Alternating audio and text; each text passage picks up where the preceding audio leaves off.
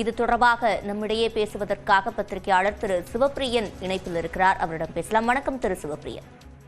வணக்கம்.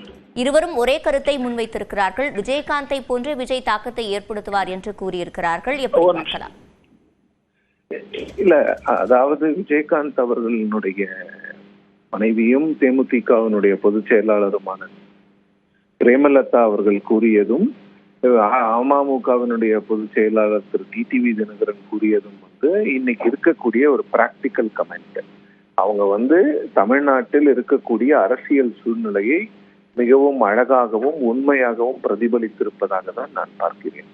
மற்ற கட்சிகள் அதிமுக, திமுக போன்ற பெரிய கட்சிகளுக்கு இதை ஒற்றுக்கொள்வதற்கு கொஞ்சம் அவர்களுடைய அந்த கிரவுண்ட் ஸ்ட்ரென்த், அவர்கள் ஏற்கனவே 60 ஆண்டு காலம் மாறி மாறி ஆட்சி செய்த அது போன்ற விஷயங்கள், இந்த கருத்துக்களை வெளிப்படையாக பேசுவதற்கு அவர்களுக்கு அந்த இடம் அளிக்காது. ஆனால் டிடிவி தினகரன், பிரேமலதா போன்றவர்கள் அவங்கெல்லாம் மைனர் பிளேயர்ஸ். இங்க அவங்க பெரிய அளவுக்கு கூட்டணி வைத்து மட்டும்தான் அவர்களால் போட்டியிடக்கூடிய சூழ்நிலையில் இன்று இருப்பதால் அவர்கள் மிகவும் வெளிப்படையாக கிரவுண்ட்ல என்ன நடக்குதோ அதை பிரதிபலிக்கிறாங்க.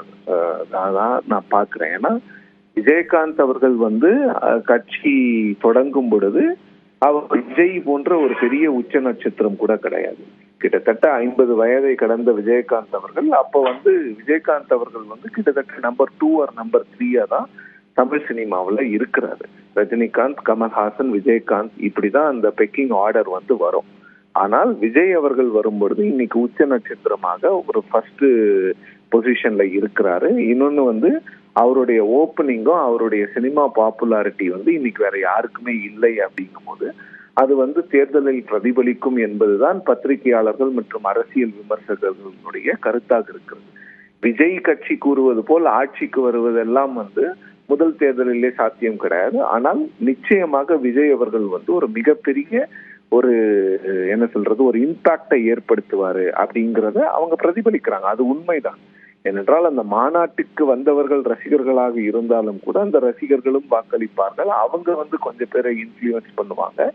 இன்னொன்னு மாற்றம், அதாவது தமிழ்நாட்டில் நீங்க திராவிட கட்சிகளுக்கு எதிராக இன்னொரு திராவிட கட்சி அதே சித்தாந்தத்தை கொண்ட கட்சி வந்தால் ஏற்றுக்கொள்வதற்கு மக்கள் தயாராக இருக்கிறார்கள். இங்க ஒரு தேர்ட் பிளேயருக்கு ஒரு ஆப்பர்ச்சுனிட்டி இருக்கு, ஒரு வாய்ப்பு இருக்கு அப்படிங்கறத விஜயகாந்த் அவர்களுடைய முதல் 2 தேர்தல் அந்த முடிவுகள்ல நாம பார்த்தோம். 2006ஆம் ஆண்டு கிட்டத்தட்ட 8.5% வாக்குகள் வாங்கிய விஜயகாந்த் அவர்களுக்கு மீண்டும் அவர் தனித்து போட்டியிட்டதால் மக்கள் அவருக்கு ரிவர்ட் பண்றாங்க. ஒரு 2% ஓட்டு அதிகமா கொடுக்குறாங்க.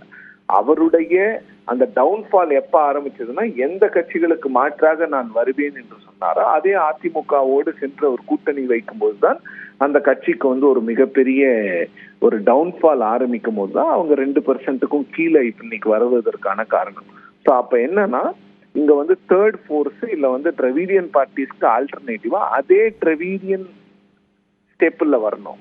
இப்ப பாஜக போன்று, காங்கிரஸ் போன்று அந்த தேசிய கட்சிகள் எல்லாம் ஒத்துக்கொள்ளாமல் இங்க இருக்கக்கூடிய ஒரு ஹோம் குரோன் பொலிட்டிக்கல் பார்ட்டியை மக்கள் எதிர்பார்ப்பது உண்மை.